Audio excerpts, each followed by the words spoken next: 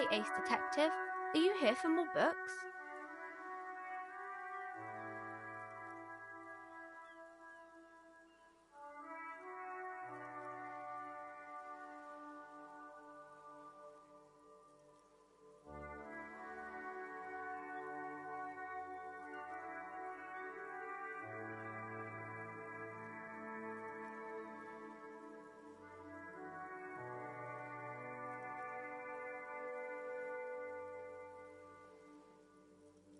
My name, feel free. I'm signaling that the... Oh no, my name is Annette. Feel free to step in. I'm signaling that the store is open. Thank you, sir. I'm glad to help Mum out with the store.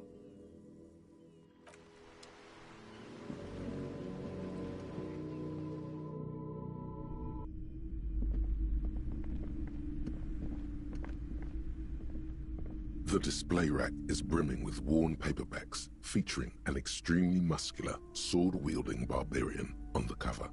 Nearly all the titles contain the word Hyundai somewhere.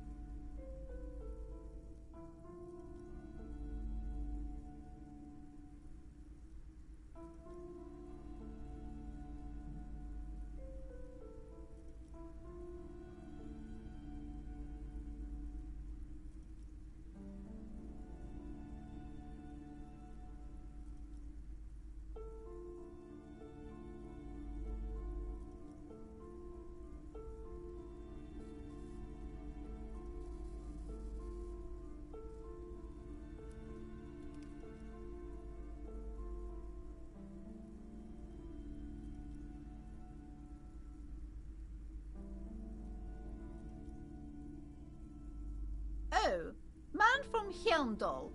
A very popular series of adventure novels. They're awfully immoral and violent books. Blood and violence, scantily clad women, what does it matter? They're all the same. However, the customer is always right, they say. If you're a novice of the series, I'd recommend Hyundai, The Man from Hyundai. It's supposed to be a good introduction to the series.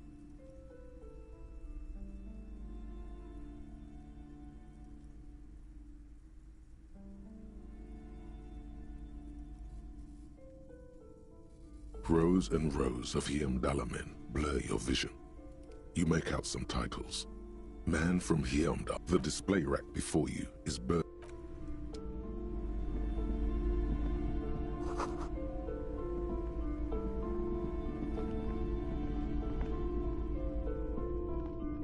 Welcome to Crime, Romance, and Biographies of Famous People.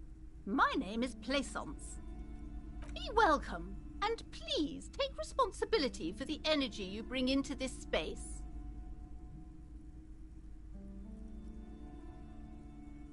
Sir, don't be ridiculous. I certainly will not give you money. I would be doing you a grave psychic disfavor. One has to earn one's success, even if one is a police officer. Handouts are nothing but manipulation. All they do is make you dependent. Certainly there are good things to be said about dependence.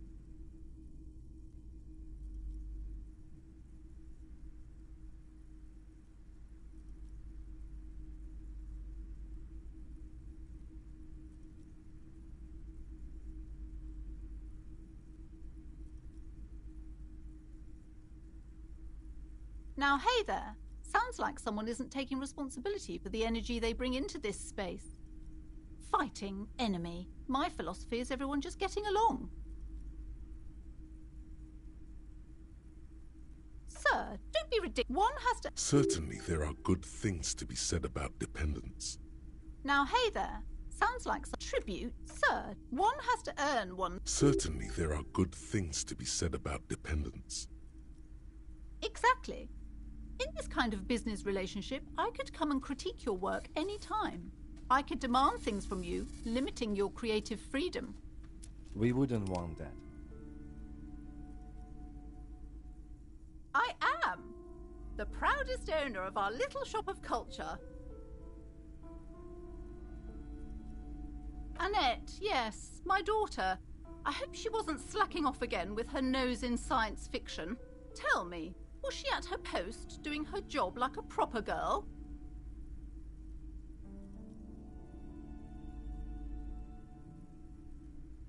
Wonderful. Did you talk to her? Great. On a scale of 1 to 10, how compelled were you to buy books after talking with her? My precious, her dedication brings joy to my heart. If you have children, I hope they turn out as great as my Annette.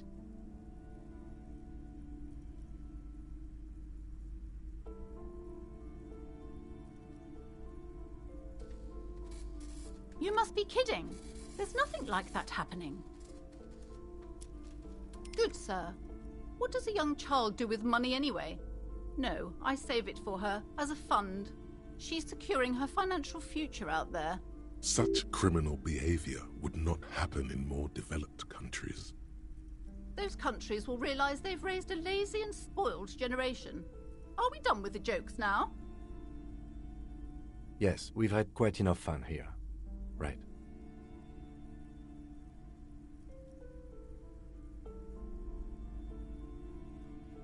God. I've told her not to do that. It's such a disgusting habit. She'll get over it. Anxiety is a part of life. She can, if she has enough willpower. This is what's called growing pains. Life isn't easy. Life doesn't give breaks. Come on, ma'am. It's obvious she can't do anything about it. You are placing an unnecessary burden on a young child.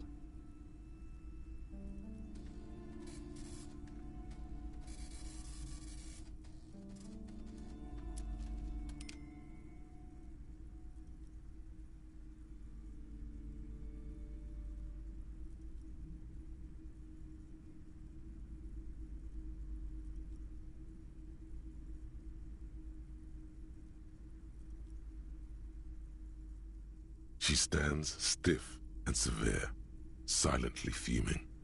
10 or so seconds pass without change.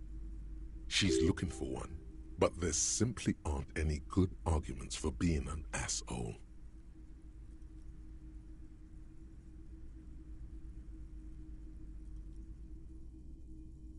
Oh no. Hold on. I need to invite her inside and apologize. She must be freezing out there.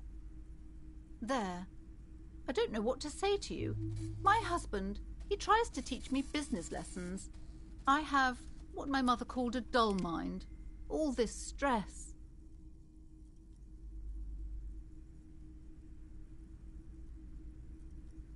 Yes, my husband is a successful entrepreneur east of the river.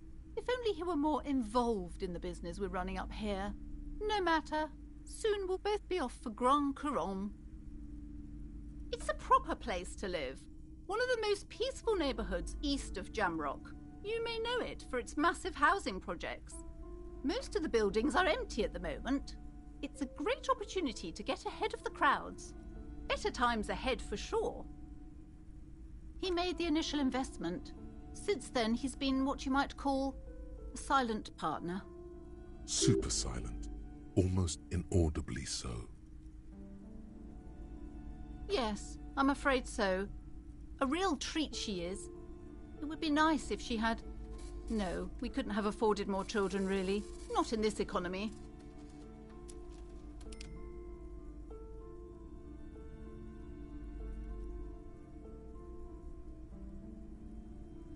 A glimmer of sadness blinks through the well-crafted exterior. We're quite busy people, you know, my husband and I. Quite busy. Children are a lot of work. You don't look like a father, so I don't expect you to understand. I'm sorry. I'm sure you do understand.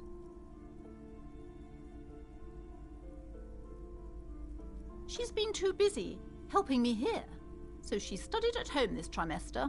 This is a temporary solution, of course. I assure you, I of all people understand the importance of education. She will be back in school the moment the store takes off. And hell freezes over? Never mind. It's not a good topic to get into. The woman looks aloof, her features much softer. Occasionally she glances at her daughter's silhouette. Goodness, you were already doing good, browsing the shelves. Why'd you stop?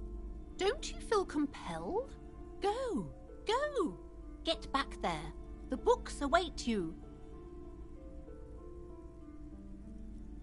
Everything is on the shelves. Take a look yourself. The shelves compel you, don't they?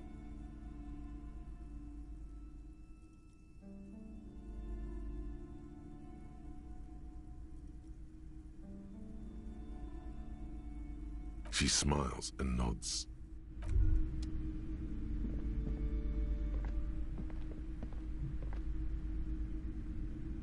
Hey. Psst. Yes, you. Word on the street is you're ready to start building communism again.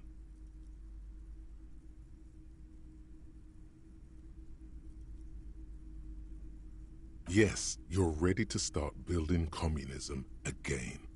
You've built it before. They've built it before. Hasn't really worked out yet. But neither has love. Should we just stop building love, too? Good. We need tender men like you building gargantuan communism. Word on the street is it's going to be 10,000 times larger than any communism previously attempted by human beings.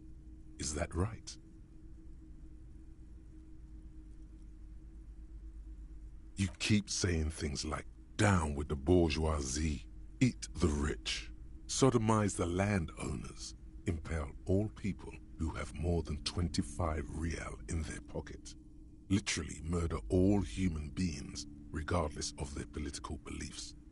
That kind of stuff.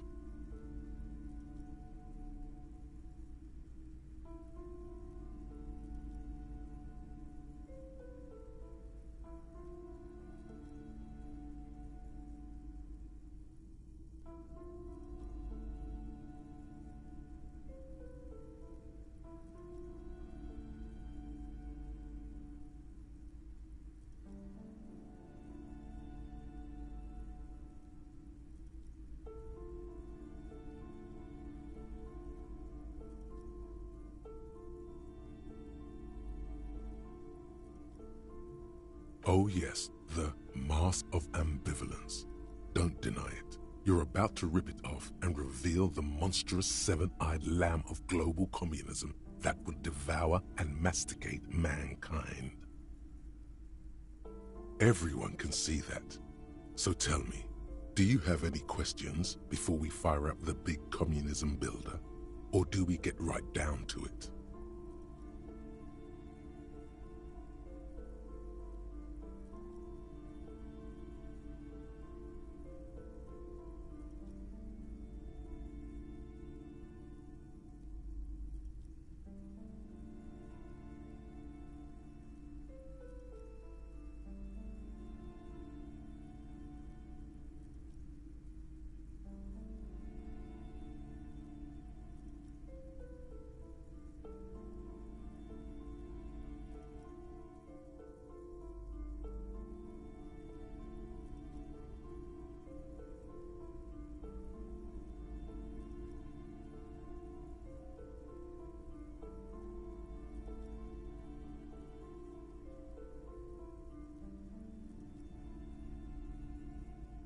Very well.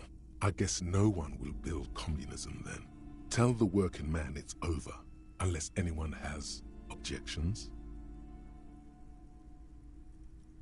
No objections.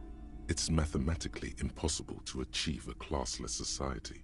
Everyone knows this. Anyone? Anyone else? There's no one? There's no one. Okay then, lie down and let the water carry you downstream.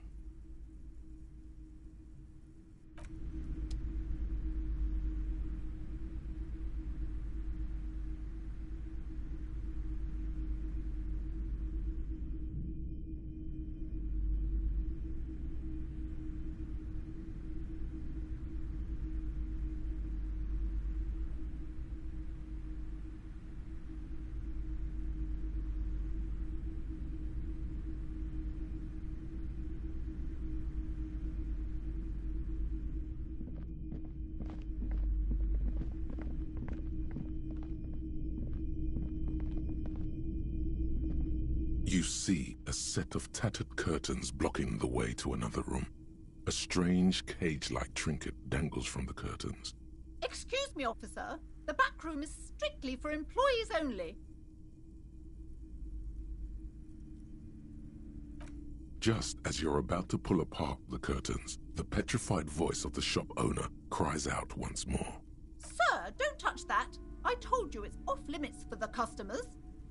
Parapsychologically speaking, we're dumb if you decide to open them. I won't be held responsible for the consequences. It's too dangerous. She looks away, mumbling. Why is everyone always messing with the curtains? Why can't they just buy books like normal people? Why? It's not like anyone was killed there.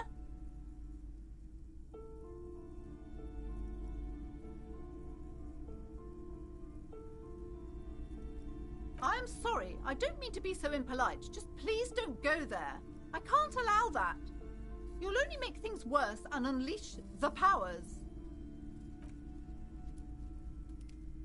The curtains do seem frail suddenly, not robust enough to contain a slippery darkness.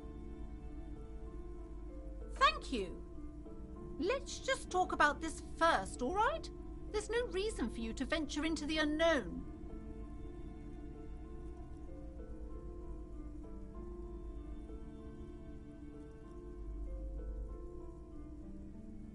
Talking is always good. Go see what she has to say. You see a tattered set of curtains and a polyhedron.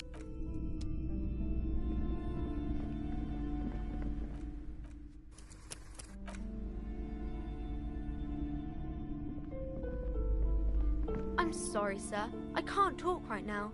I'm very busy with my homework. I have so much homework now. Out of the rain and into the gutter.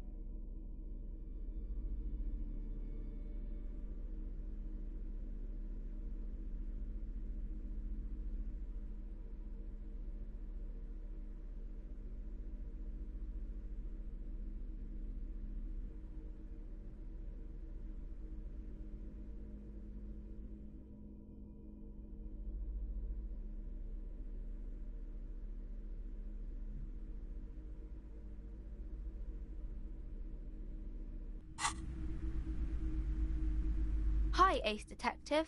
Are you here for more books? Because you know each other. She's been talking to you so openly because you've talked before.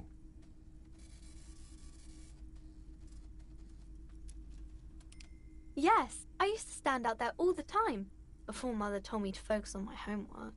You've been running around all week without your shirt on, sir, telling people about being a star or something. I don't really understand who those stars are.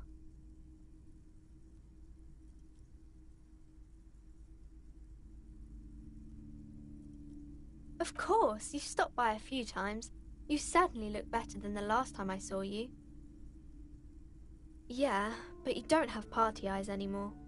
Party eyes. Yes, of course. That makes sense.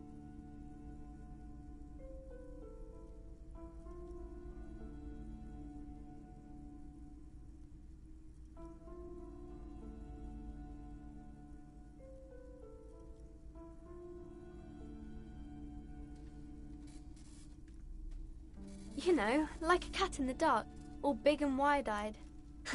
It certainly looks odd on a man.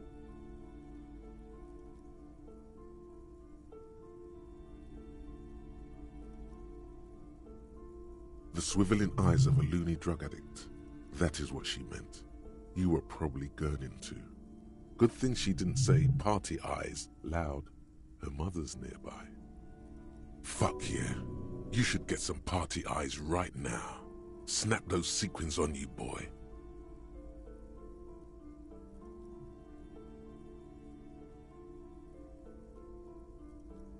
Oh baby, that's not what you have to worry about. Worry about the important thing. I didn't know I had to do that.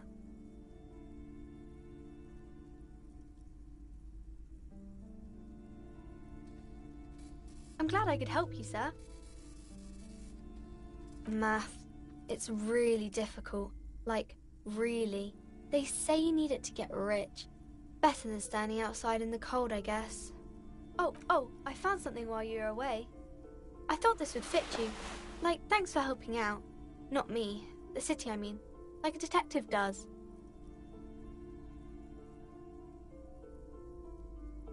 Just what Dick Mullen would ask. I got it from behind the curtains. I'm not really supposed to go there.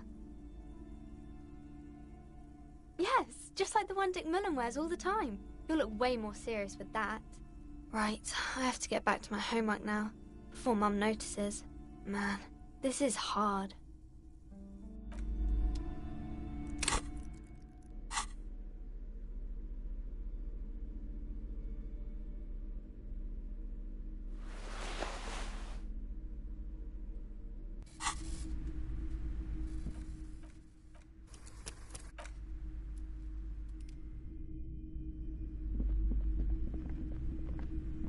Hello again, esteemed officer, and welcome to Crime, Romance, and Biographies of Famous People. I already told you, it's just a storage room for employees. I don't understand why it's so important to you. Just let it go, officer. Go buy some goddamn books. You're supposed to be drawn to the books. She recites it like it's a poem, or like she's playing a role she's grown tired of. She's so tense, it's a miracle she hasn't snapped in half yet. No! Okay, fine. It's just because this place is cursed, just like everyone said. They don't call it the doomed commercial area for nothing. Are you happy now, officer? Happy that you've ruined everything?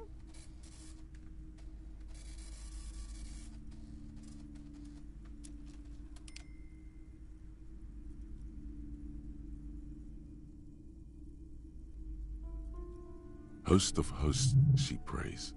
Guard me and my honest business venture from the curse that lurks behind the curtains. The curse is so much worse than you could imagine. It's a disease, eating at the very foundation. It's the curse of financial distress, of ruin and bankruptcy. It's not just that, officer. We're dealing with something supernatural here. It's the cacodemons feeding off bad business practices and disappointing income statements. There's something wrong with this building, I can tell you. Ever since I arrived, I've sensed an eerie lingering presence, as if I was unwanted here. It's not good to talk about the curse, not in detail. The negativism, it's dangerous. Talking about the void wraiths angers them. Wow. Void raves. You have new words.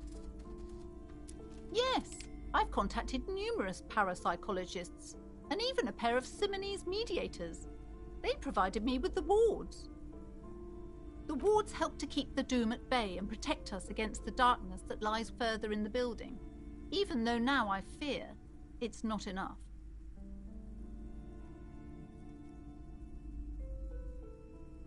Oh, this? No, it's a special Himian amulet, blessed by desert pygmy shamans, with a spell of compulsion. It's to compel people to buy books. There are numerous spells cast throughout the store. I had the books anointed with a different inducement spell, for example. It's guaranteed to boost sales 15%. Desert pygmy shamans. That sounds like a rather questionable way to describe a group of people. Most certainly not. I don't want anyone who's not familiar with the psychic arts to get involved in this mess. Stay away. Leave the spirits be, so they can return to their slumber. My liege, you know what this case calls for? A para-detective.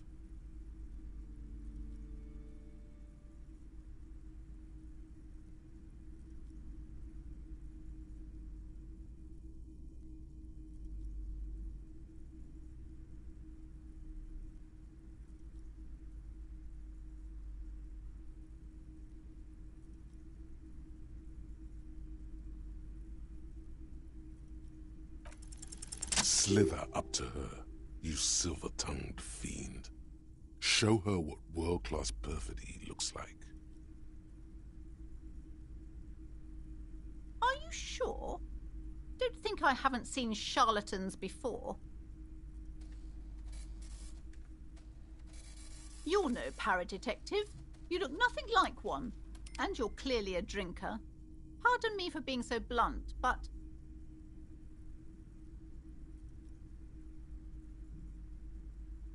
You look like one.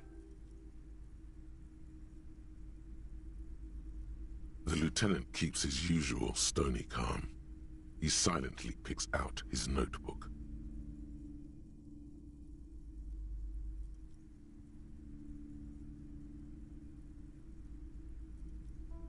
How do you know all this? Here we go. I should have realized. A pattern lies within the fabric. The hand of fate guides us. Our meeting couldn't have been mere chance.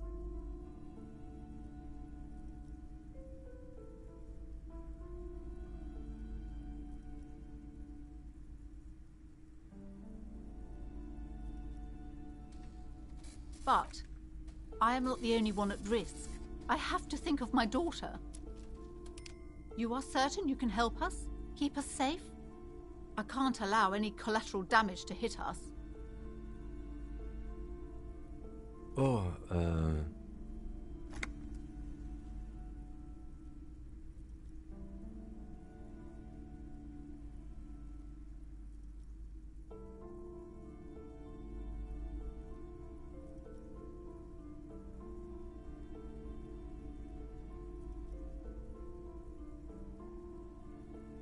I can assure you he is a police officer. Very knowledgeable. If you promise, good officer, then you might be our last hope. Do you swear it? Thank you, sir. There's one more thing I haven't told you about yet. The entity. Do not act surprised. You know of these things, sire. You have? The entity takes the form of a woman, a witch probably. I've suspected that she must be connected to the curse ever since I first saw her. Did you know that she lives inside the chimney? Yes, that chimney is part of the building's central furnace, and it's enormous. She has barricaded herself behind some metal security curtains. God knows what she's doing there. Some unnatural magic, I assume. You should go find the entity and ask what happened to all the companies in the building. What is the source of this curse? Here's the key to the warded door behind the curtains. Take it. Oh, and please do return to me after you've looked round. I'm quite anxious to know what she has to say about the curse. What you discover? Probably just some office space. Don't be scared. Okay, but the curse is so much worse than you could imagine. It's a disease, eating at the very foundation.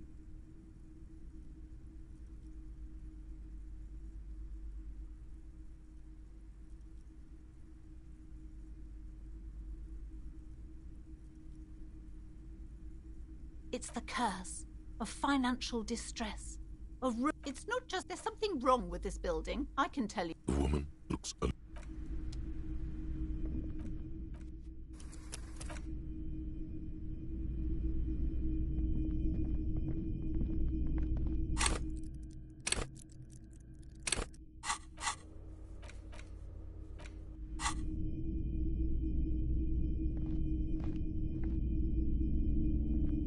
You see a set of tattered curtains blocking the way to another room.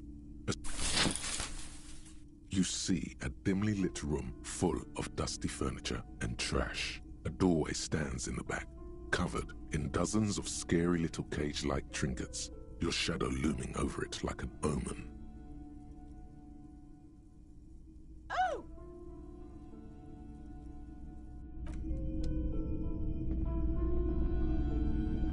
Yes?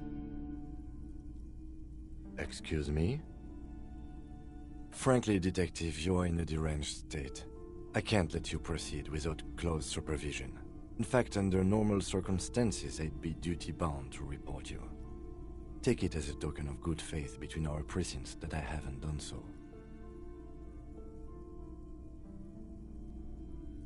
Some you time? This is a police investigation, not a journey of self-discovery. You'll still have your evenings to yourself. You might. It's important not to let one... The lieutenant is pretty sure style is just a euphemism for nihilistic binge drinking.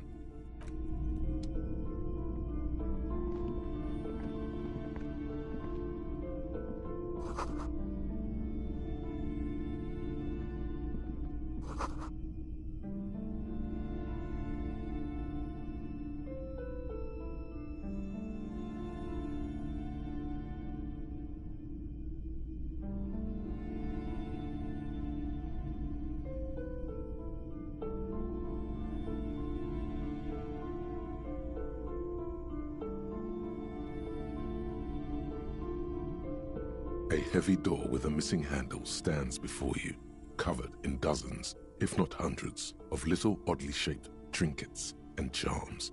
It appears to be locked.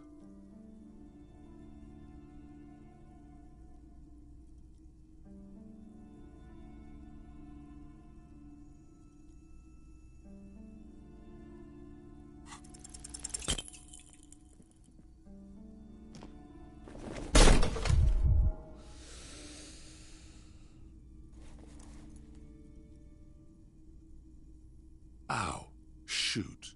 Whose moronic idea was it to just run through the door? Don't you know that things like that hurt?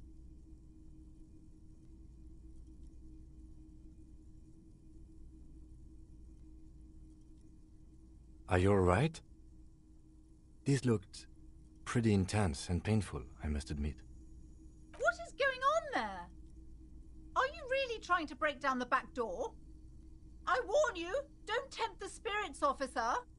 Don't tempt the spirits, or you'll damage the holy wards on the door. It barely looks like you've done any damage to the door, however. It's still locked and closed, covered in dozens of little charms and trinkets.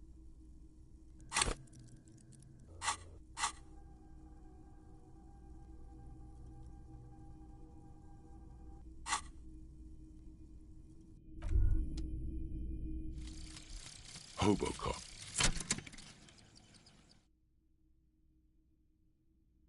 Technically, you wouldn't be a cop anymore, but a hobo. That would mean game over for the cop chapter of your adventures. But who knows where the hobo part takes you? To the bar? The old L'Assommoir? To the pier or the sewers? To Le Royaume, where for 300 years they interred the dead. You could plunder royalist crypts for long-forgotten triple malt bourbon, then fight the Aramakan beast that lurks the bottommost sepulchres. The secrets of the city are all yours at last.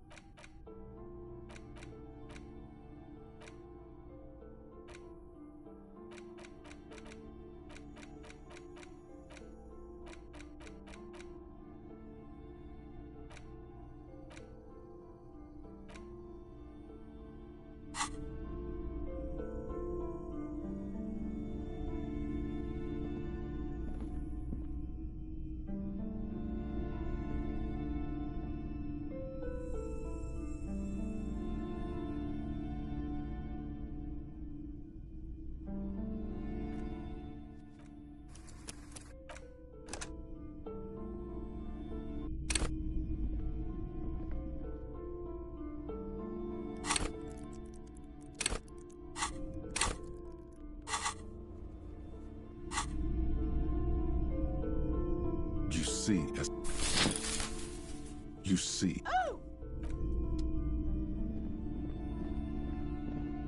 A heavy door with a missing handle stands before you, covered in dozens, if not hundreds, of little oddly shaped trinkets and charms. It appears to be locked. Only an echo. No one is there. A hollowed-out, dark echo. After exerting some force, you manage to turn the key. It's eerily silent. The door slides slightly open, letting a draft of cold air into the room. Detective, you're the one in charge.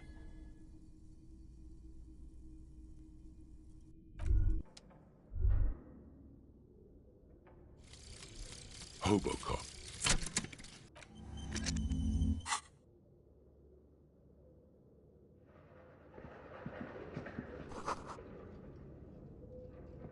What is this place? Yes, but no one's been here in ages. I doubt the electricity still works. Good thing we have a flashlight on us. Some specks of dust shimmer in a faint beam of daylight falling from the window. Other than that, the room is dark. An eerie feeling rises in your chest. Sounds good.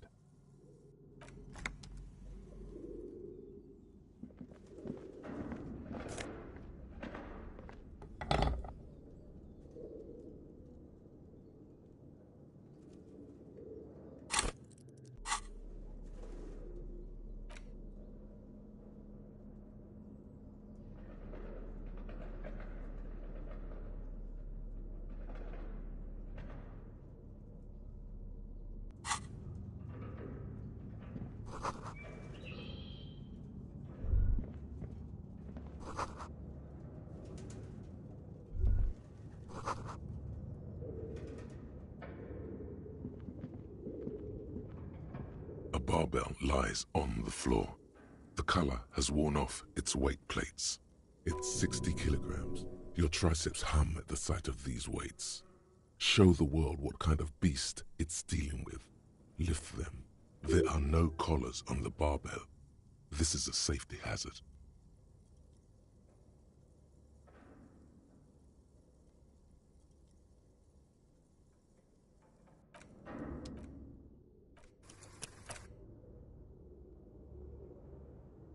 The barbell waits patiently on the floor, like a dog for its master.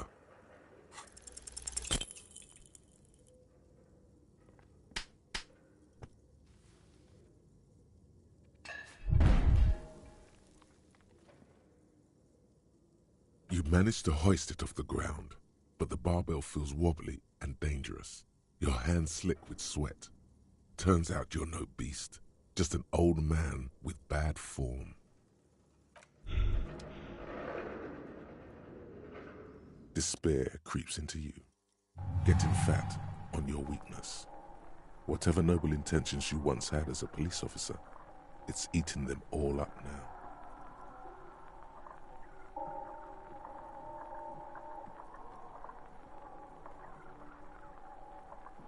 You're still coming up with sentences.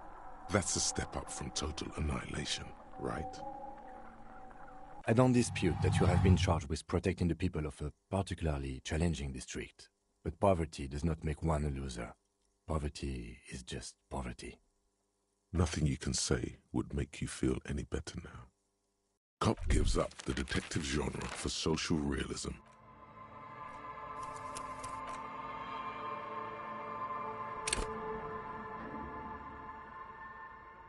The barbell waits patiently on the floor, like a dog for its master. You're right. The weight may fall off. Better not touch it then.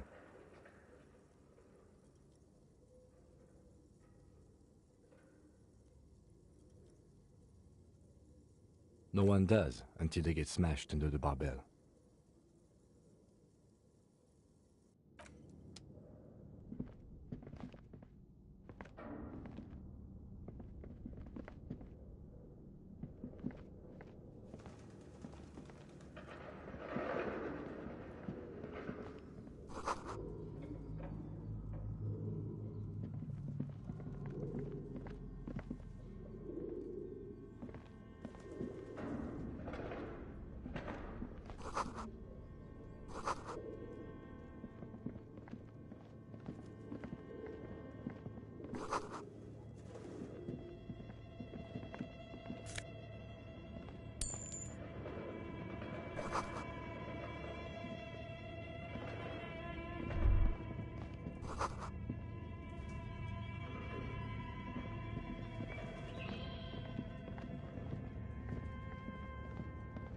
This appears to be some kind of machine with a cube-shaped heart and a wired framework.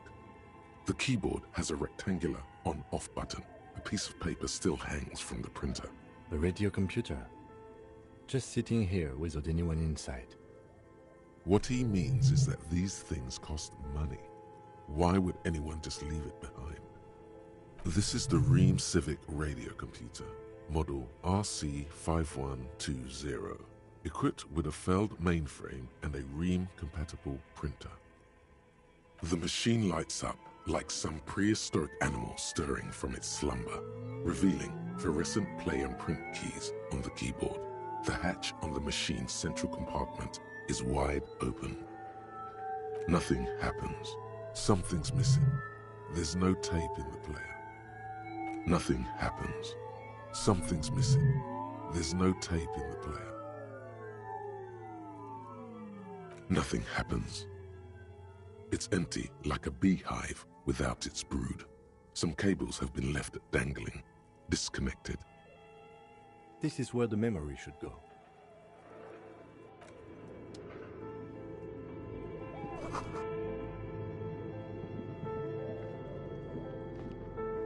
Your flashlight slides over an old green chalkboard covered in scribbles, sketches, and schemes like some ancient cave mural. Some of the writing has faded with age, but you can still make out sections here and there. Photos and drawings have been pinned to the board. These lithe, pointy-eared creatures appear to be different types of welkins. You make out autumnal candle welkins casting wax-based magic. Translucent welkins with organs shining under their skin, and even ether welkins hailing from the vast emptiness of sidereal space. You should adopt one of those welkins as your persona. No longer a mere man, but a welkin.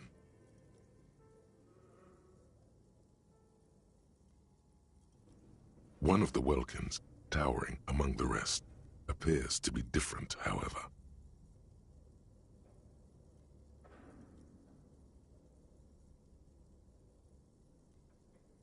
It's Vara Hamira, a high welkin, his face white and scarred like cracked marble. This is clearly a welkin supremacist.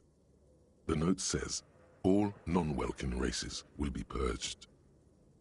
The Haldor, the Twarg, the humans, and even headless men, all of them, purged.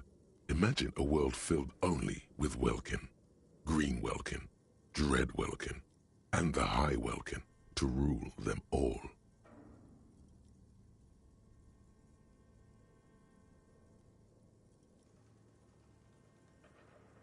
An inordinate amount of time has gone into drawing these little welkin creatures. This looks like concept art for a project.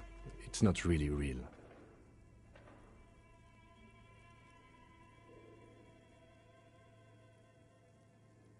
Some people really like building a world, I think, even if it's just for a game. Political commentary. That one has a great beard, too. Just look at those details. So much effort. The photo collage depicts barren, icy landscapes wrapped in perpetual night. You see permafrost and glacial landforms, dead trees grown in under the snow. Entire oceans have been frozen from shore to shore. There are pictures of settlements on dried-up riverbeds, abandoned in a storm. Animal corpses in the dark, carcasses and bones. You see primitive oil rigs built into glaciers, boreal dvorg, yurts under the snow, great mammoth-like beasts of burden. Albeit dark and cold, this vision also feels cozy in its own way, like eggnog or morphine, a much-needed respite from our own world.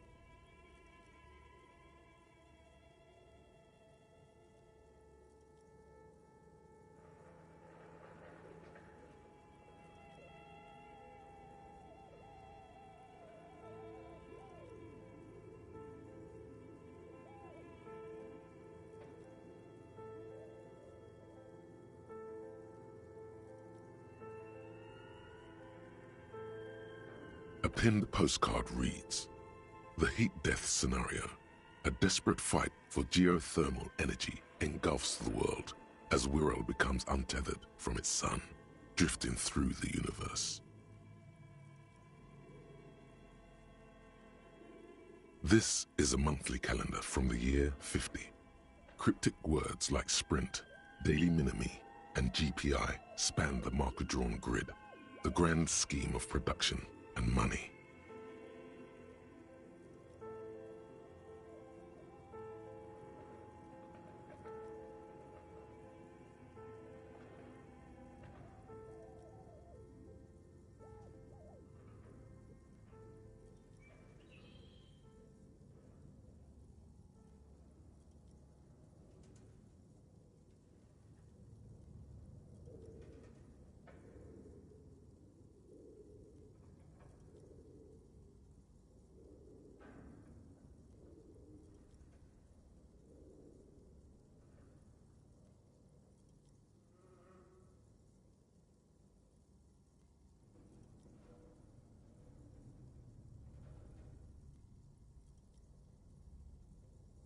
It looks a bit like an academic calendar, only much more brutal.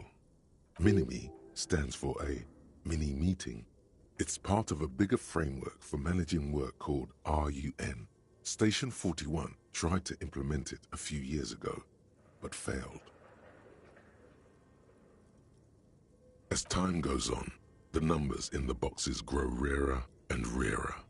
The board becomes an empty snowfield in the final days. Only failure and regret dwell in this region. Looks like they didn't make it. A note in the bottom left corner of the chalkboard says, "See the prod schedule filament for details." The handwriting is only partly legible, but you can still make out 3 slogans: "Call in, tune out," "Wirral untethered," and "Heat death of the universe."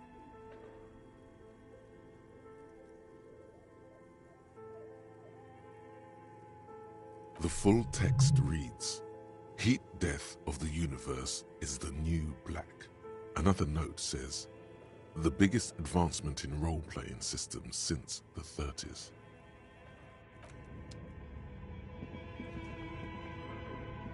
This old fireplace is covered in lines drawn in blue and red marker, the mesh spreading over the stone like blood vessels on alabaster skin.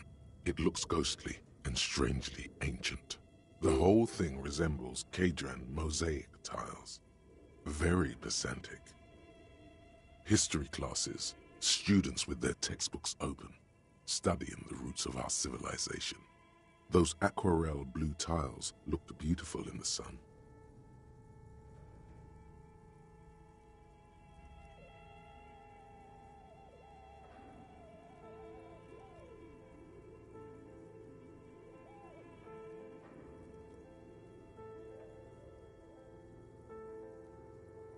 Radio frequencies, it seems.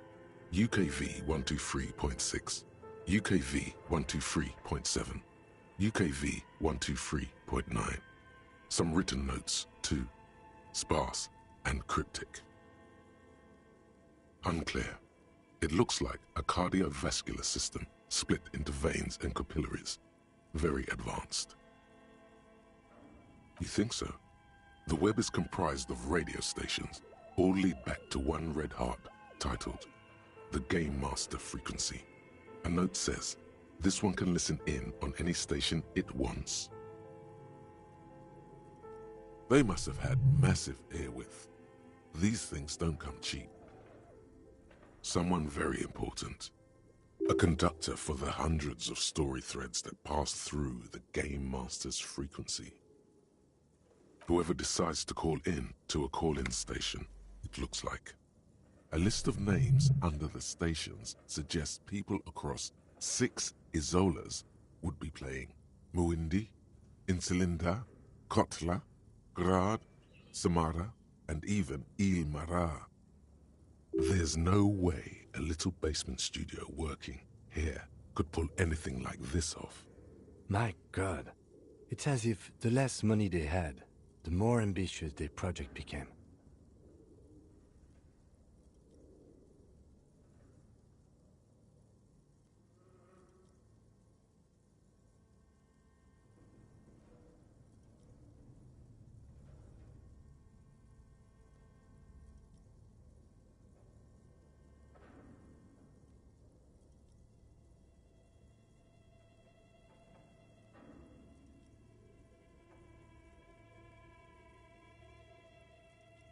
Exactly. This schedule, I know doom when I see it. The company was running out of funding.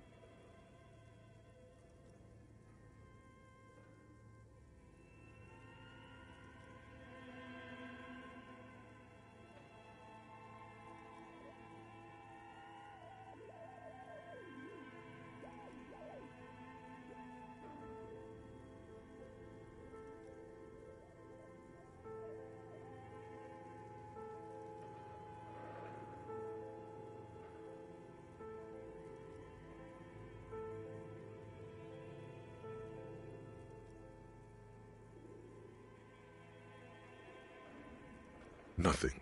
It's just lines on marble. An echo from times long gone. No one has used the fireplace in ages.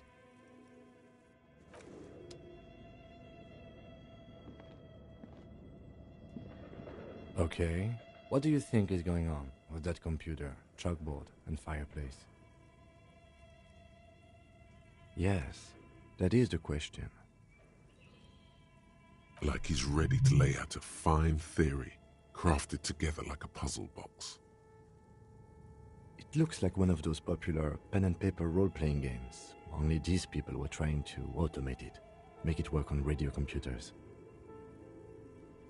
Through call-in stations, none of the players have to be physically present. Anyone in the world can participate in the game, as long as they have a two-way radio.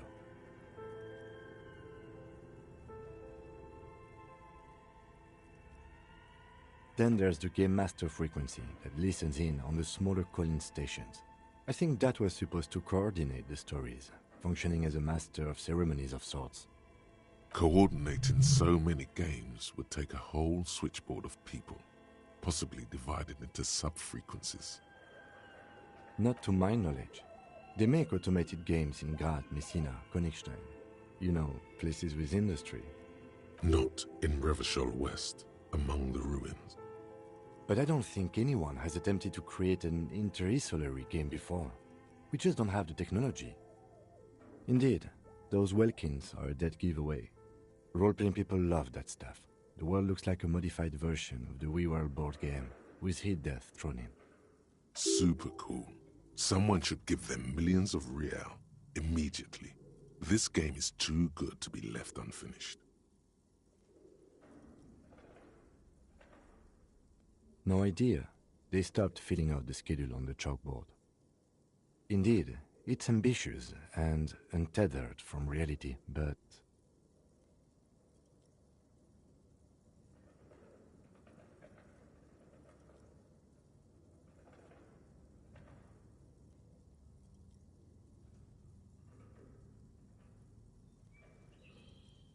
I don't think so.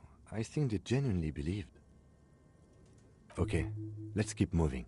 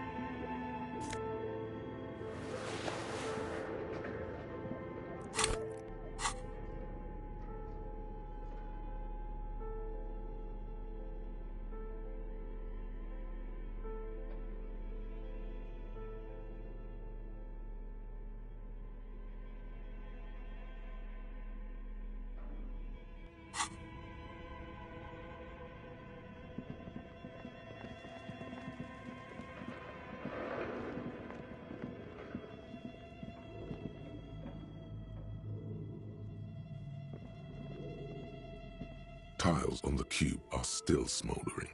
Casting the framework in a like a smooth draw, the filament slides into place. On the keyboard, the play key starts blinking. A bar of fabric right above the keyboard starts producing a soft hum. The The sound of static seeps through the machine's planar magnetic driver.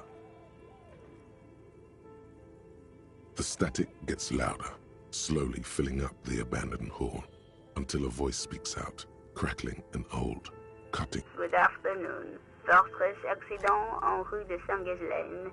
This is East Insulindian Repeater Station 1. Please repeat. Is this the production schedule? The filament you have inserted into the reader. Yes. Is that the production schedule? Good. Please repeat the password. Password? Of course it would have a password. That's why there's a human administrator involved.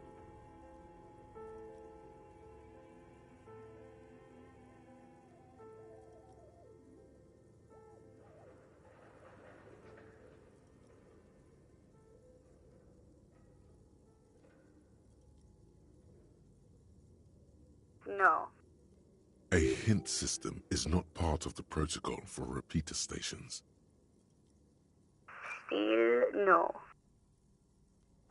I am contractually obliged to protect the privacy of the filament holder for Fortress accident. Without filing a warrant with Lintel, I cannot give you access to this filament. I'm afraid we are not doing that, unless we want to wait for a month. Now, can you please repeat the password? Received. I will register this login attempt. Don't worry. Passwords have a way of turning up sooner or later. Fortress accident. Is there anything else I can do for you today? Thank you, and goodbye. Tiles on the cube are still smoldering, casting the framework in a soft glow. Fluorescent play and print keys. Nothing happens. The filament slides out of its glowing nest,